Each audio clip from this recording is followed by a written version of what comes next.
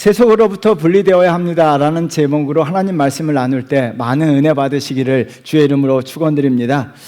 사랑은 상처를 허락하는 것이다 책을 읽으면서 두 개의 문장이 제 마음속에 씁쓸함으로 다가왔어요. 첫 번째 문장입니다. 우리 한번 읽어볼까요? 우리의 욕망은 너무나 획일적이다. 좋은 학벌, 많은 돈, 넓은 집. 우리는 이제 다양하게 욕망하는 법을 배워야 한다. 한국 사회가 누구나 할 것 없이 욕망이 획일적이라는 거예요. 여러분들의 욕망은 무엇입니까? 여러분들의 욕망도 좋은 학벌, 많은 집, 많은 돈, 넓은 집, 이것이 욕망이십니까? 다른 하나의 문장입니다. 우리 한번 나같이 읽어볼까요? 예술가라는 존재들은 낚싯대의 찌처럼 춤을 추는 존재들이다. 우리 눈에는 보이지 않는 어두운 물속에서 물고기가 1mm쯤 미끼를 잡아당기면 혼자서 그 10배, 20배로 춤을 추다. 예술가라는 사람들은 낚싯대의 찌처럼 춤을 춘다라고 이야기해요. 물고기가 1mm만 잡아당기면 10배, 20배의 춤을 춘다는 거죠. 단지 예술가의 삶뿐만 아니라 일반 대중들의 삶도 마찬가지입니다. 매스컴의 한마디에 10배, 20배 춤을 추는 것이 한국 사회예요. 여러분, 유튜버들이 검증되지 않은 찌라시 뉴스만 뉴스에 흥분하여요. 막 흥분하여요. 악플을 달아요. 10배, 20배, 100배의 춤을 추는 사람들이 한국 사회예요. 맛집이라고 하면요, 맛집이라고 한번 소문나기 시작하면 뭐 밤을 새워서라도 그 맛집에 줄을 서요. 사람들이 좋다고 하면요, 너도 나도 가져야 되고 해야 되고 꼭 사야 돼요. 세상에 1mm 미끼를 잡아당기면요 10배, 20배, 100배 막 춤을 추는 것이 한국 사회더라고요. 여러분들은 어떠십니까? 여러분들은 어떠시냐는 거죠. 우리 그리스도인들은 좀 달라야 합니다. 다양하게 욕망해야 됩니다. 사도 바울이요, 우리 그리스도인을 향해서 우리의 시민권은 하늘에 있다라고 이야기합니다. 그렇다면 우리의 욕망이 다양해야 돼요. 세상에서의 욕망도 물론 거절하고 거부하는 건 아니에요. 세상에서 욕망도 필요하지만 우리의 욕망은, 우리의 시민권은 하늘에 있기 때문에 우리의 욕망은 다양해야 됩니다. 하나님 나라 욕망이 있어야 될 줄 믿습니다. 또한 세상적인 것이 미끼를 잡아당기면요 10배, 20배 춤을 추는 것이 아니에요. 막 세상적인 것에 막 춤을 추면서 그리스도인들도 더군다나 춤을 춰요. 여러분, 우리는 먼저 춤을 춰야 될 거 있어요. 하나님 말씀에 감동해서 10배, 20배, 100배의 춤을 춰야 할 줄 믿습니다. 할렐루야. 말씀에 춤을 추셔야 돼요. 다윗은요 하나님 법궤 앞에서 막 춤을 췄어요. 우리가 하나님 말씀 앞에서요 막 매스컴을 보고 흥분하고 막 열받아 하지 마세요. 하나님 말씀을 보고 흥분하시고요 하나님 말씀에 춤을 추셔야 돼요. 그게 그리스도인이 되셔야 될 줄 믿습니다. 그래서 사도 베드로는요 세상에서 좀 분리된 삶을 살아야 되는 것을 오늘 본문을 통해 강조하세요. 40절 말씀 우리 한번 같이 읽어볼까요? 또 여러 말로 확증하여 권하여 이르되 너희가 이 패역한 세대에서 구원을 받으라 하니, 패역한 세대에서 구원을 받으라, 여러분 성경책에 줄을 쳐놓으셔야 돼요. 꼭 쳐놓으셔야 돼요. 굉장히 중요합니다.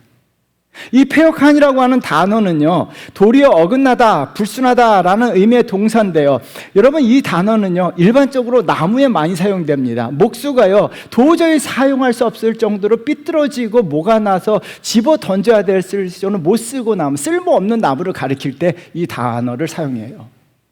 그리고요 너무나 쓸모없어서 불에 태워질 수밖에 없는 나무를 가리킬 때 이 패역하다고 하는 동사를 사용해요.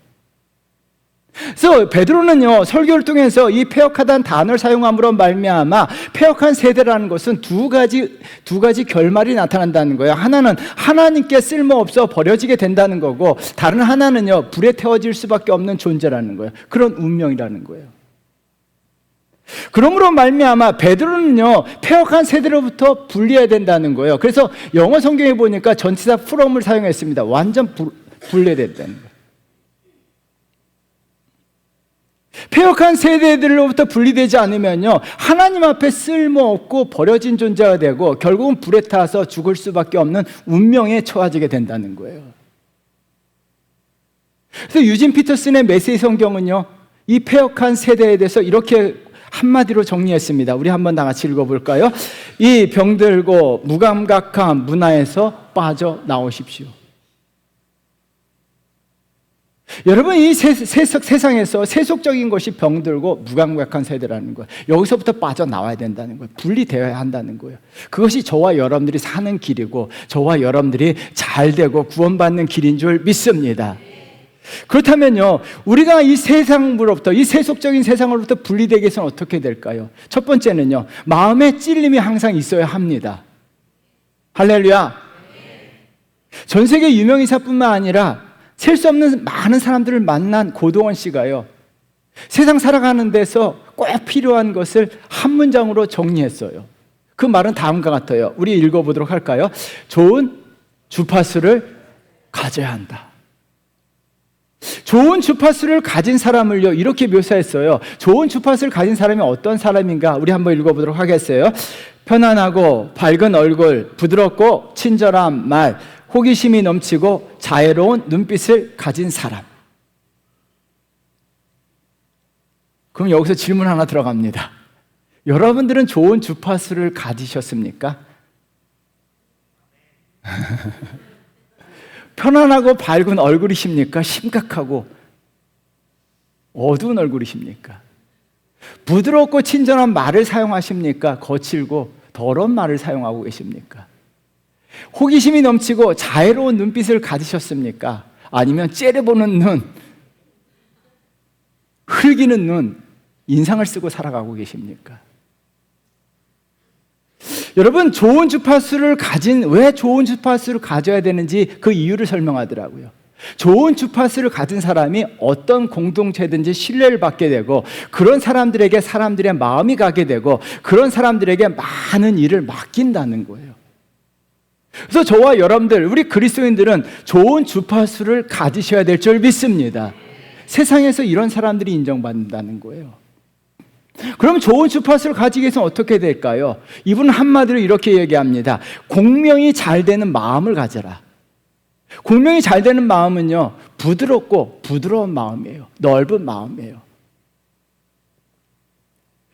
좋은 주파수를 가기 위해서는 부드럽고 넓은 마음을 가져야 되는데요, 그래서 오늘 마음이 넓고 부드러운 마음을 가지기 위해서는 어떻게 될까요? 일단 마음에 찔림이 있어야 돼요. 37절 말씀 우리 한번 같이 읽어보도록 하겠습니다.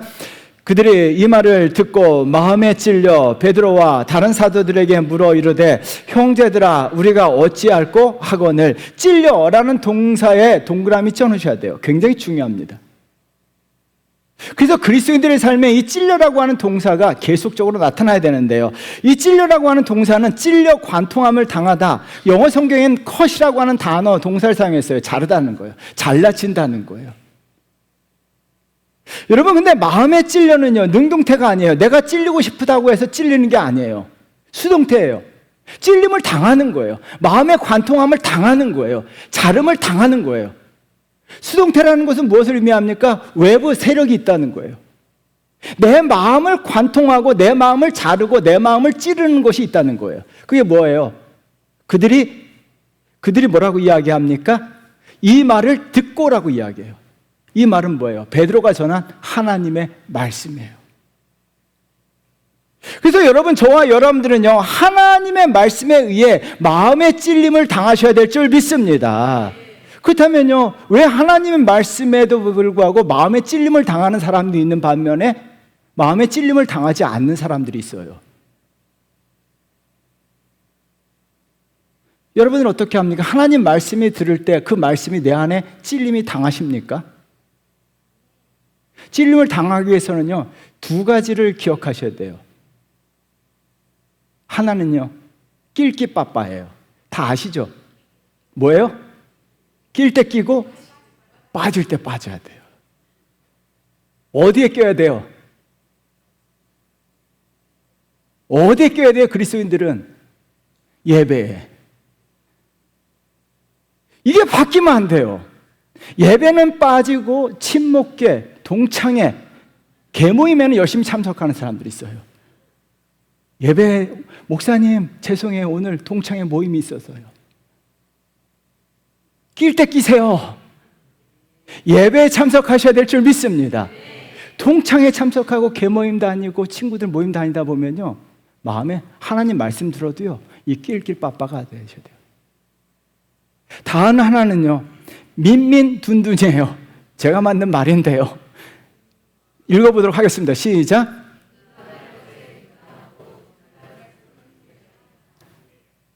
이게 바뀌면 안 돼요. 이것도요. 민민둔둔 한번 따라하겠습니다. 민민둔둔. 민감할 때는 민감해야 되고 둔할 때는 둔감해야 되는데요. 일본 의사 출신이죠. 굉장히 일본에서 베스트셀러 된다고 전 세계 베스트셀러 된 책이에요. 와나베 주니치의 나는 둔감하게 살기로 했다라는 책이 있어요. 민감한 사람들은 꼭 이 책을 읽으셔야 되는데요. 둔감한 마음이야말로 신이 주신 최고의 선물이다라고 이야기해요. 여러분, 둔감하면 예민한 사람보다 느긋하며 여유로우며 건강한 삶을 산다라고 이야기해요. 그리고 둔감한 사람들이 수면력이 뛰어나다라고 이야기해요. 그래서 이분이 이 책에서 이야기합니다. 무례한 사람들의 말, 궁시렁궁시렁거리는 말, 스트레스, 이 모든 것에 둔감해야 한다는 거예요. 사람들이 뭐라고 얘기하면 둔감해야 된다는 거예요. 어떤 사람들의 말이든지 둔감해야 된다는 거예요. 그리고 스트레스에 둔감하면 둔감할수록요, 수면력이 뛰어나고 건강해진다는 거예요. 그래서 여러분, 저와 여러분들은요, 둔감하게 사셔야 돼요. 세상을 살면서요, 사람들의 말에, 스트레스에, 환경에 둔감하셔야 돼요. 반면에요, 저와 여러분들은요, 하나님 말씀에는 민감하셔야 될 줄 믿습니다. 하나님 말씀에 민감해지면요, 마음에 찔려 쪼개짐을 당하게 되는데요. 왜 그럴까요? 히브리서 4장 12절 말씀이에요. 우리 한번 같이 읽어보도록 하겠습니다. 하나님의 말씀은 살아있고 활력이 있어 좌우의 날선 어떤 검보다도 예리하여 혼과 영과 및 관절과 골수를 찔러 쪼개기까지 하며 또 마음의 생각과 뜻을 판단하나니, 하나님의 말씀은 살아있고 활력이 있고 좌우의 날선 어떤 검보다 더 예리합니다. 그러므로 말미암아 하나님 말씀에 민감하게 되면요, 하나님 말씀에 내가 민감하게 받아들이게 되면 하나님 말씀이 내 마음을 관통합니다. 하나님 말씀이 내 마음을 찌릅니다. 하나님 말씀을 내 마음을 잘라버립니다. 하나님 말씀을 찔러서 관통시켜버립니다. 그래서 신앙생활 하시면서요, 그러면 신앙생활 잘하기 위해서, 교회생활 잘하기 위해서는 한 가지예요. 민민둔감이에요. 둔둔이에요. 이게 바뀌면 안 돼요. 제가 목회하면서 참 안타까운 걸 많이 봐요. 하나님 말씀 선포할 때는요, 졸거나 딴짓하거나 무감각해요. 눈에 초점이 팍 풀려버려요. 예배 시간에는 조는 것도 아니고 안 조는 것도 아니고 듣는 것도 아니고 그래요. 그런데요, 예배 끝나고 밥 먹다가 청소하다가 집사님 왜 그래? 그러면 뭐 이러는 분이 있더라고요. 막 얼굴이 빨개지면서 이게 심각하더라고요. 여러분, 교회 생활하고 직장 생활하면서 가정 생활하면서요, 이게 바뀌면 안 돼요. 바뀌면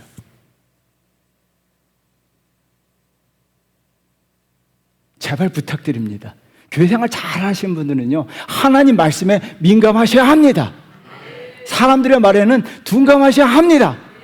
밥 먹고 예배 끝나고 하는 말에 대해서는요, 예배당 안에서 하는 말 말고 예배당 바깥에서 하는 말은 좀 둔감하게 반응하셔야 돼요. 그래야 교회 오래 다녀요. 그래야 교회 오래 다녀요. 여러분, 하나님 말씀에요, 민감하게 되면 그 말씀이 내 안에 들어와 내 마음을 찔러 관통합니다. 여러분, 이 사실을 믿으십니까? 그런데 이게 왜 중요할까요? 하나님 말씀이 내 안에 들어와서 내 마음을 찌르는 것이 왜 중요할까요?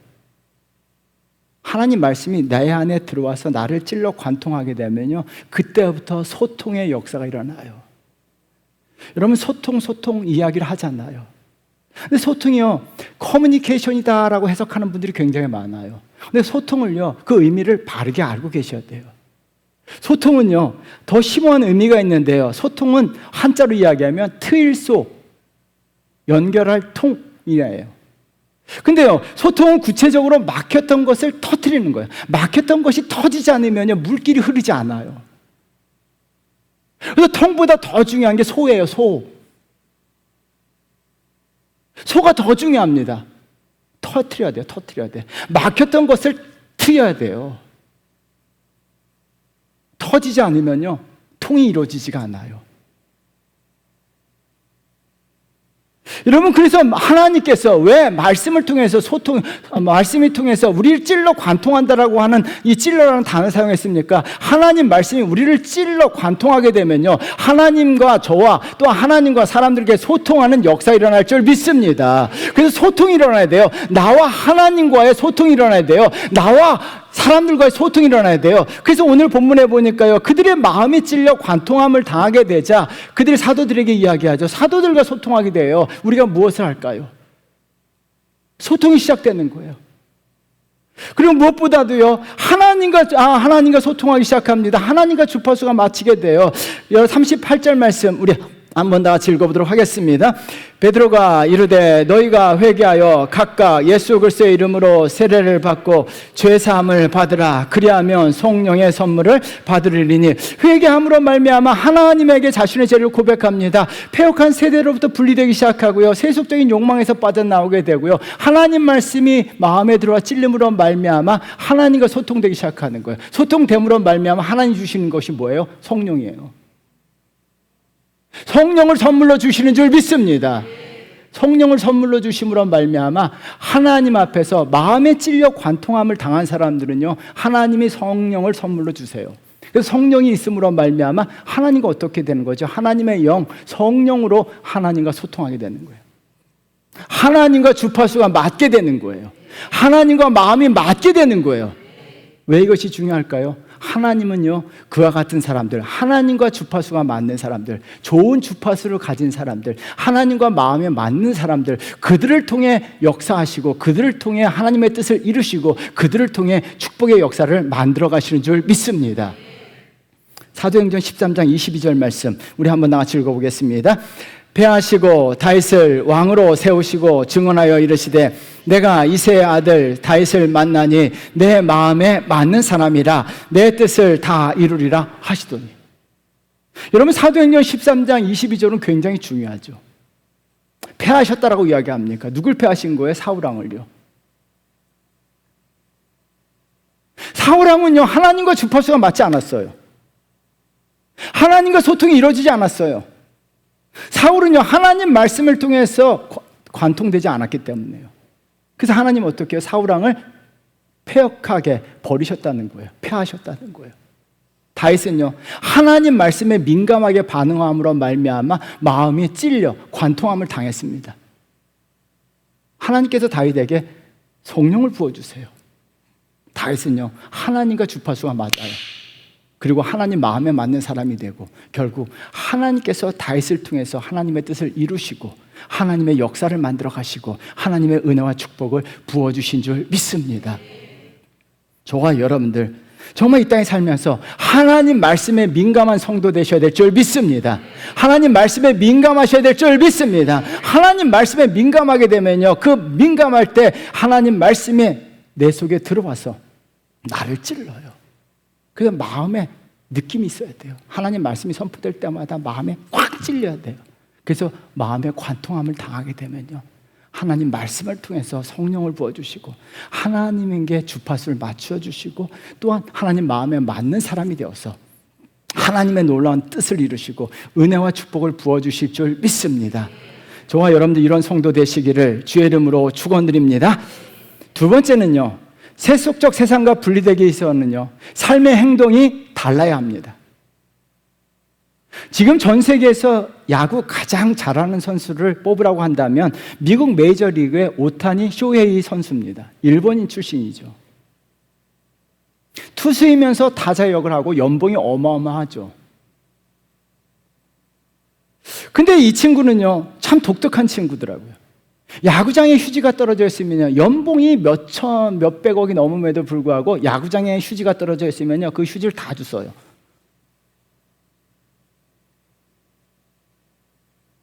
여러분, 청소하는 사람들이 많이 있음에도 불구하고 이 친구가 직접 쓰레기를 주워서 휴지통에 집어넣어요. 다른 선수들은요, 껌을 씹다가도 버리기도 하고 휴지를 아무 데나 버리는데 이 친구는요, 다른 사람들이 다 버리면 혼자 열심히 주스러 다녀요. 궁금하잖아요. 왜 휴지를 줍는가? 근데 어릴 때 부모가 교육을 잘 시켰더라고요. 부모가 이렇게 시켰다고 이야기합니다. 세상에 떨어진 너희가 좋은 일 많이 하고 쓰레기를 하나 주우면 세상에 떨어진 모든 운을 다 갖게 된다는 거예요. 운이 세상에 막 떨어져 있다는 거예요. 근데 쓰레기 줍는 일 같이 좋은 일을 하게 되면 그 운이 함께 나에게 온다는 거예요. 그래서 이 친구는요, 어릴 때 부모가 가르쳐 준 그 교육대로요, 열심히 야구장에서도요, 그 휴지를 줍고 다니고 좋은 일을 많이 하고 막 베풀고 선하게 살아가요.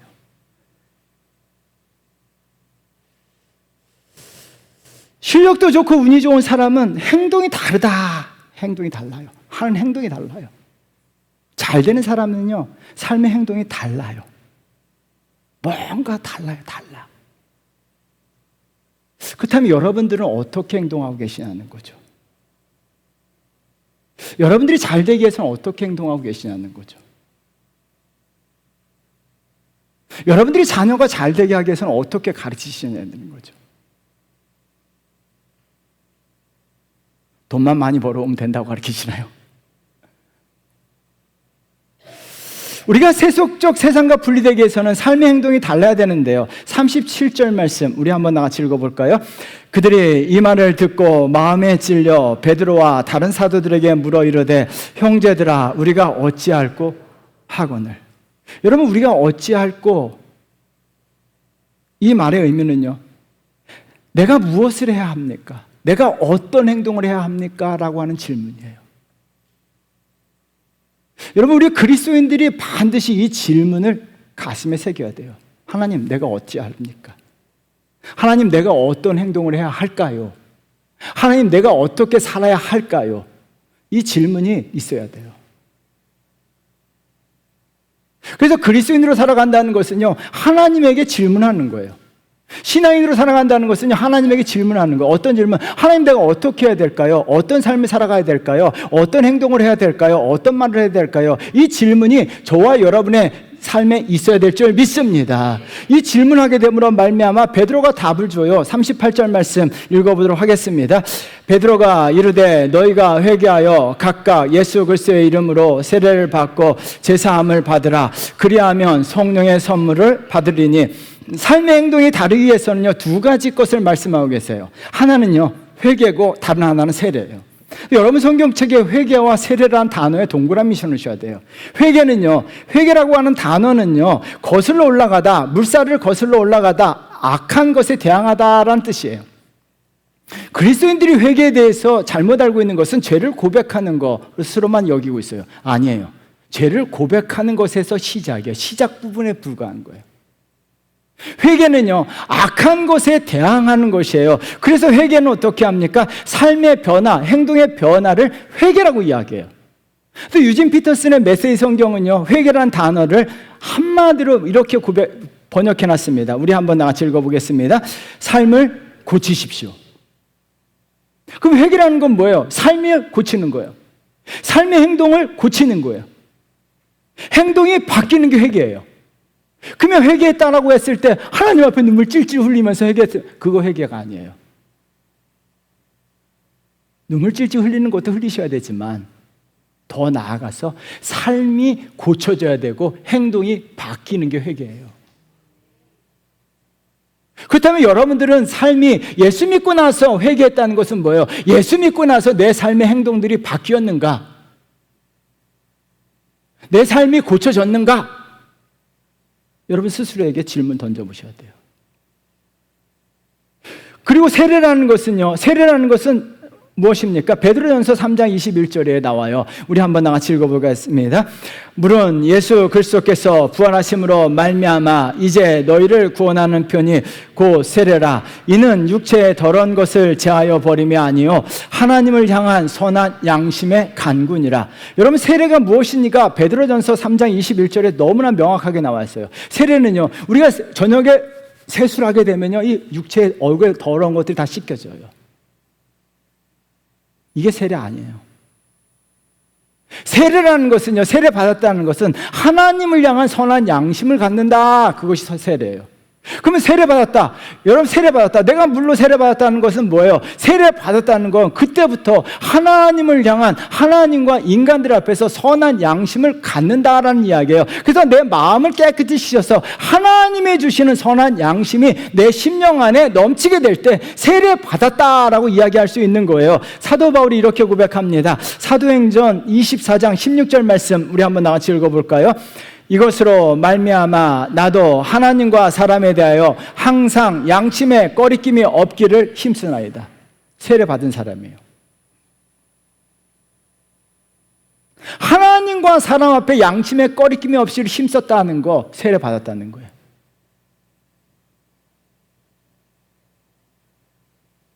여러분, 그러므로 말미암아 우리가 어찌할 거라고 하는 질문을 던짐으로 말미암아 베드로가 두 가지를 이야기하죠. 회개하고 세례 받으라. 세속적인 것에 대항하는 삶의 행동들, 삶이 변화되어야 된다는 거예요. 그리고 마음에는 선한 양심을 가져야 된다는 거예요. 그래서 선한 양심을 가지고 세속적인 것에 대항하기 시작합니다. 어떤 일이 벌어집니까? 사도행전에 나타난 사람들을 향해서 그들을 이렇게 부릅니다. 그리스도인. 그리스도, 예수 그리스도와 같이 행동하는 사람들, 예수 그리스도처럼 생각하는 사람들, 예수 그리스도처럼 말을 하는 사람들, 예수 그리스도처럼 사는 사람들, 그들이 뭐라고 이야기해요? 그리스도인이라는 거예요. 왜요? 세상에서 이들을 부르는 것이 달라지기 시작하는 거예요. 저와 여러분들도 세상에서 그리스도인이라 불려져야 될 줄 믿습니다. 정말 세상에서 정말 속되다, 세속적이다라고 불려지는 것이 아니라 그리스도인으로 불려져야 돼요. 내가 어딜 가서 내 공동체에서 저 사람은 진짜 교회 다니는 사람 많네, 저 사람은 진짜 그리스도인이네, 이렇게 불려져야 돼요. 폴 브랜더 박사, 세계적인 외과 의사죠. 몸이라고 하는 선물을 읽다가 굉장히 감동을 받았어요. 프랑스 출신 아베 피에로라고 하는 사람이에요. 이분은 귀족 가문에서 태어나요. 프랑스에서 국회의원에 당선돼서 몇 차례 국회의원을 합니다. 국회의원 하다 보니까요, 이 정치가 썩은 거예요. 그 정치로 세상을 변화시킬 수 없다는 것을 깨달아요. 여러분, 정치로 세상을 변화시키지 없어요. 그래서요, 국회의원직을 내던져요. 어느 날이요, 프랑스 파리에서 노숙인들이 겨울에 동사하는 것을 보고 굉장히 큰 충격을 받아요. 그래서 이분은요, 자기의 재산을 자선단체에 다 기부하고 스스로 노숙자의 삶을 살기 시작합니다. 그 노숙자의 삶을 살면서 이분이 시작한 게 있어요. 노숙자들을 다 불러 모아서 조직화하는 거예요. 조직화하고 이들을요, 하나님 말씀으로 가르치기 시작하는 거예요. 그래서 그들의 공동체 이름이 엠마오의 넝마주의자들이라고 하는 공동체를 만들어요. 그리고 노숙자들, 거린들을 하나님 말씀으로 가르치고 양육하기 시작합니다. 그럼에도 불구하고 이들은 하나님 말씀 배웠다고 해서 부자 된 건 아니에요. 근데 이들의 삶의 변화가 시작합니다. 하나님 앞에서 회개하기 시작하고 세례받기 시작합니다. 그래서 이들이 어떻게 합니까? 이 공동체가 그때부터 다른 사람들을 도와주는 역할을 하기 시작해요. 이 피에로라고 하는 사람이요, 이런 말을 했습니다. 이런 고백을 했는데 우리 한번 다 같이 읽어보겠습니다. 거린들보다 형편이 열악한 사람들을 찾지 못한다면 이 운동은 안으로 침몰될 수 있습니다. 그러면 영적 영향력을 잃게 됩니다. 섬길 대상이 없기 때문입니다. 세상은 자기 안으로 침몰된 삶을 살아가요. 자기만의 삶을 살아가요. 노숙자들도 마찬가지예요. 거짓과 속임수 어떻게든 하루 먹어 살기는 사람들, 자기밖에 모르는 사람들, 그 사람들이요, 자기 안으로 침몰되는 것이 아니라 자기를 뛰어넘어서 밖으로 표출하기 시작해요. 그리고 거린들이, 노숙자들이 프랑스 파리에 선한 영향력을 끼치기 시작해요.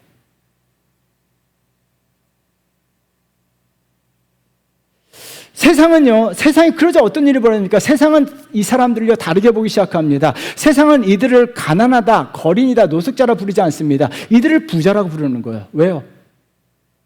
다른 사람을 도와주기 때문에요. 세상은 이들을요, 거렁뱅이라고 이야기하지 않습니다. 불결하다고 이야기하지 않습니다. 세상은 이들을 향해서 그리스도인이다라고 불렀어요. 그리스도인들이라고요. 왜요? 그리스도인으로서 선한 영향력을 끼쳤기 때문이에요. 세상과 분리되어 세상 사람들과 같은 삶을 살지 아니하고 세상 사람들과 다른 삶의 행동을 보였다는 거예요. 그들은요, 세속 속에 살았지만 처음에 세속적이고 자기밖에 몰랐고 거렁뱅이다, 게으름뱅이에 노숙자에 불과했던 사람들이요, 하나님 말씀을 듣고 회개하고 세례를 받게 되자 그들은 변하기 시작합니다. 세상에 선한 영향력을 끼치게 됩니다. 물론 많은 돈은 가지고 있지 못합니다. 엄청난 부자가 된 건 아니에요. 그럼에도 불구하고 그들은요, 세상 속에서 선한 영향력을 끼칩니다. 도울 줄 아는 사람이 됩니다. 그래서 사람들에게 이야기하죠. 사람들이 그들을 그리스도인이라.